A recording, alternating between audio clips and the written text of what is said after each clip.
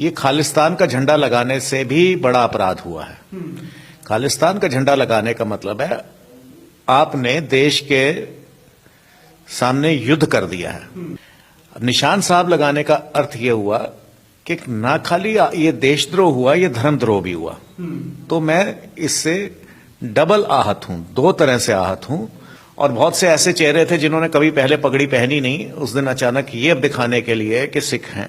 अब जिन्होंने ये निशान साहब लगाया उनको ये अच्छी तरह पता था कि ये जिसको आप युद्ध कह रहे हैं कि आपने युद्ध कर दिया,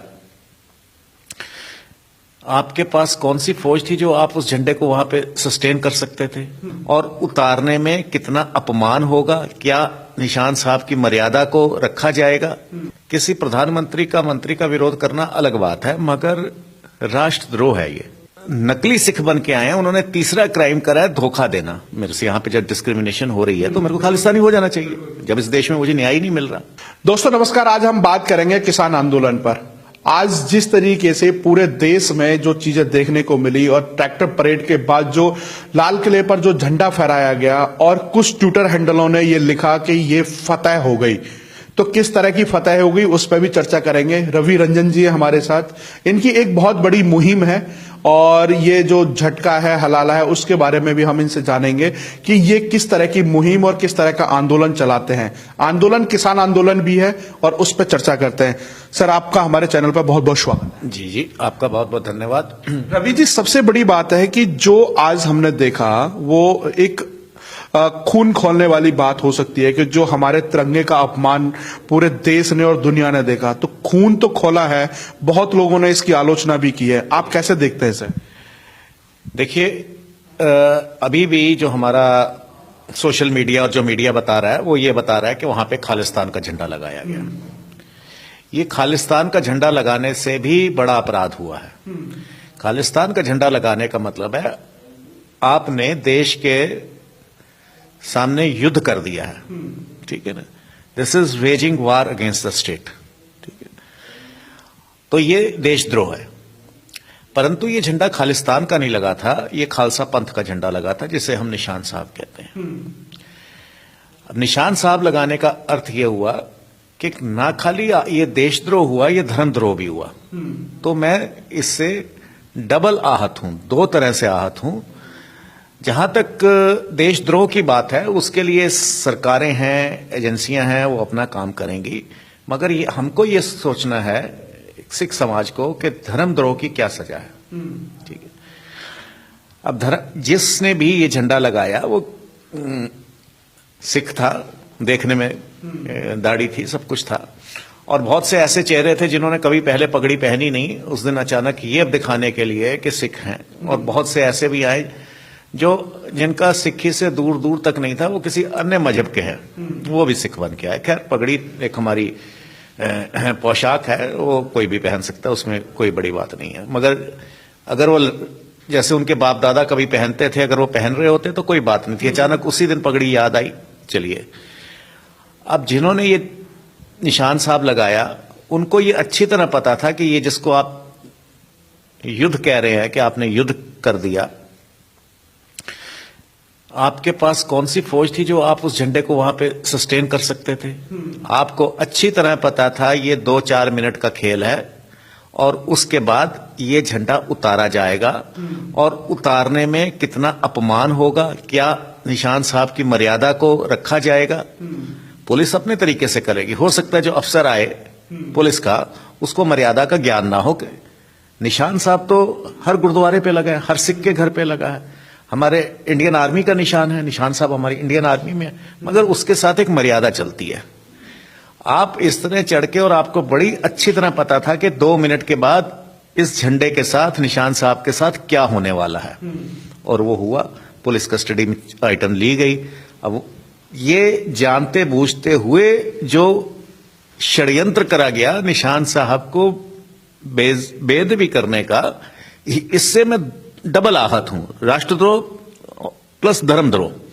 तो ये मेरा इसमें मानना है। कुछ लोगों का कहना है कि जैसे निशान साहिब का झंडा था, कुछ जैसे कि हमने देखा है कि उसमें केसरी झंडे पर निशान साहिब होता है, एक वहां पे पीला झंडा भी लहराया गया, तो उसको कहीं ना कहीं जो कह रहे हैं कि वो खालिस्तानी झंडा है। सबसे बड़ा सवाल है कि अगर खालिस्तानी झंडा है भी या फिर सिख फॉर जस्टिस की मुहिम पर यह झंडा फहराया गया, तो उनका जो मिशन था वो तो कहीं ना कहीं कामयाब हुआ। किसी प्रधानमंत्री का मंत्री का विरोध करना अलग बात है, मगर राष्ट्रद्रोह है ये सीधा सीधा सेडिशन है। This is waging war against the state. ये आपने एक देश के खिलाफ युद्ध छेड़ दिया है। बंदी की या युद्ध की जो सजा होती है आप अच्छी तरह जानते हो, तो ये तो सजा देगी सरकार। अब ये है कि पंथ ने क्या सजा देनी है, ये पंथ को देखना है और उसके ऊपर हम लोग अगर पंथ सजा देने के हकदार था तो जिस समय एक नारा लगा था कि इंदिरा को ठोक दिया मोदी को ठोक देंगे, तो जब ये नारा लगा था तो अगर उसी टाइम पे जो सिख समाज के कुछ बुद्धिजीवी लोग अगर सामने आते तो शायद ये जो काम हुआ है, देश का जो अपमान हुआ है, वो नहीं हो पाता।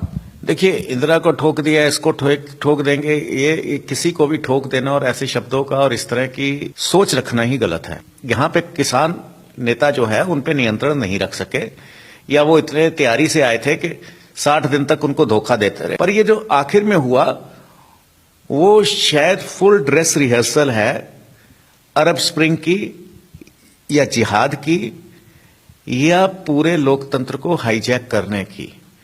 ये इतनी बड़ी साजिश है जिसको हम केवल एक इंसिडेंस ना देख के, ये पूरे एक सीक्वेंस में एक कड़ी है, निंदनीय है, ये है, इससे काम नहीं चलेगा। इसकी सजा होनी ही चाहिए ताकि भविष्य में ऐसा ना हो। ये देश के ऊपर युद्ध करा गया है, ये कोई छोटी बात नहीं है। सोची साजी षड्यंत्र के तहत सिखों को बदनाम करने के लिए किया गया है। तो क्या माने कि जिस तरीके से पहले कुछ वीडियोस वायरल हुए हैं कि नमाज अदा करने के बाद टोपी पहने, पगड़ी बांधी जाती है और फिर उसके बाद आंदोलन में पहुंचा जाता है, तो क्या वही साजिश दिखाई दे रही है कि सिखों को बदनाम कर दिया जाए? वो टोपी पहन के आया या वो वाकई पगड़ीधारी था या जो भी था, क्राइम तो दो हुए हैं, देशद्रोह और राष्ट्रद्रोह। ठीक है, और ये जो नकली सिख बन के आए हैं उन्होंने तीसरा क्राइम करा है, धोखा देना, इम्पोस्टर बनना, अपने को गलत। सीधी सी बात है, मेरा नाम रवि रंजन सिंह भी हो सकता है, रामलाल भी हो सकता है, रहीम भी हो सकता है, पर यदि अगर मैं अपना नाम गलत बता रहा हूं और अपने को वेशभूषा बदल के प्रेजेंट कर रहा हूं तो क्राइम तो यहीं से शुरू, मेरी इंटेंशंस के ऊपर यहीं से शक हो गया।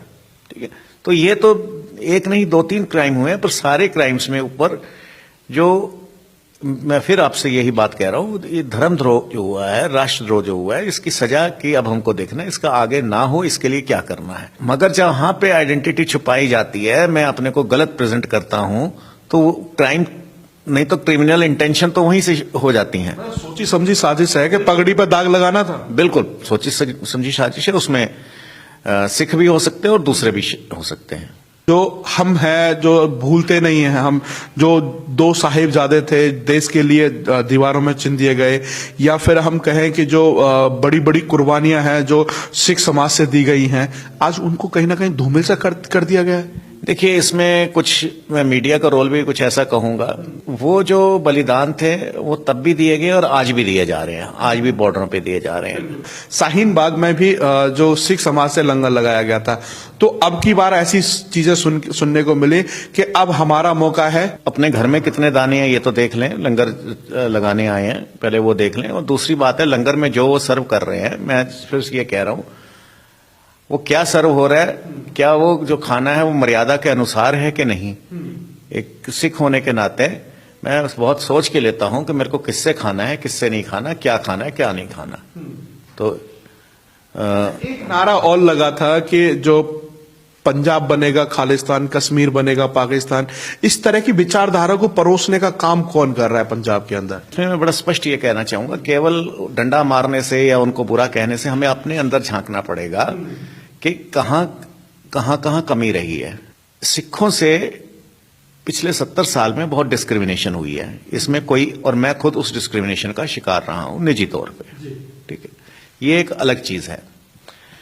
मगर जिस वक्त मैं ये देखूं कि सिखों से डिस्क्रिमिनेशन हुई है, तो मेरे को तो एकदम खालिस्तानी हो जाना चाहिए कि मेरे से यहाँ पे जब डिस्क्रिमिनेशन हो रही है तो मेरे को खालिस्तानी हो जाना चाहिए, जब इस देश में मुझे न्याय नहीं मिल रहा। पर जब उसको मैं और गहराई से देखता हूं तो मुझे भी यही ज्ञान था कि देखिए, सिख गार्ड्स ने एक प्रधानमंत्री को मार दिया तो सिखों के साथ क्या हुआ। अब ये भी वो उन्होंने मारा, वो किसके टूल थे या वही मारने वाले थे, ये एक अलग विषय है। मगर जब हम उसको और देखते हैं, थोड़ा सा कुरेदते हैं, तो इसी तरह जब नाथूराम गोडसे जी ने, वो क्या नाम था उसका, मोहनदास का वध किया था, तो चित्पावन ब्राह्मणों के घर इसी तरह जलाए गए थे। पुणे में कई साल बाद भी वो घर जले खड़े रहे थे। उनको मारा गया, चुन चुन के मारा गया, घरों से निकाल के मारा गया। हाँ, सिख क्योंकि जल्दी आइडेंटिफाई हो जाता है, तो अगर वो कोई अच्छा कर्म करता है तो सिखों को नाम भी जल्दी मिलता है, और अगर कोई सिख बुरा कर्म करता है तो उसका बदनामी भी उसको पहले आती है। ये तो इस वजह से सिख जल्दी आइडेंटिफाई हो जाता है, तो नेचुरली है वो जल्दी उसका शिकार बना उस वायलेंस का। अब ये जिस एस्टेब्लिशमेंट ने करवाया, ठीक है, जो आज अपने को किसानों का हिमायती कह रही है, ये वही एस्टेब्लिशमेंट है जिसने संसद पे निहत्थे साधु बुनवा दिए थे, गोलियों से भून दिए गए थे, और लाशें कैसे जलाई गई थी। तो इसका मतलब मैं ये निष्कर्ष निकालता हूं। पहले तो मैंने कहा कि अगर अन्याय हो रहा है तो मेरे को एक अलग बात करनी चाहिए। तो वो जो अन्याय कर रहा है वो क्या केवल मेरे साथ ही कर रहे हैं? वो तो साधु थे ना, वो तो सिख नहीं थे, वो तो सनातन परंपरा के थे या जिस भी परंपरा के थे। और वो संसद पे कौन सी बंदूक, तोप, मशीन गन ले आए थे, जो आगे से मशीन गनें चलानी पड़ गई, बंदूकें चलानी पड़ गई। तो जिस सिस्टम ने साधुओं को मारा, जिस सिस्टम ने ब्राह्मणों को मारा, जिस सिस्टम ने जाटों को मारा, जाटवों को मारा, उसी सिस्टम ने मेरे को मारा है। तो इसका मतलब ये तो मेरे को उन अपने गैर सिख बंधुओं के और नजदीक लेके जाती है बात, जिनकी सरकार तो चली गई मगर पावर नहीं गई। सरकार बदलना और पावर बदलना दो अलग चीज है। मोदी प्रधानमंत्री बन गया, अच्छा है या बुरा है वो एक अलग बात है, मगर मोदी बदला है, प्रधानमंत्री बदला है, पटवारी नहीं बदला, दरोगा नहीं बदला। ये उसी सिस्टम के कैरी फॉरवर्ड्स हैं, उसी के हासिल हैं जो बार बार देश को तोड़ने की कर रहे हैं। और इसमें केवल आंदोलनकारी जिम्मेदार नहीं थे, वो यहां तक आए। इसमें बहुत सी चीजें हैं, कहीं ना कहीं बहुत फेलियर्स हैं एडमिनिस्ट्रेशन के।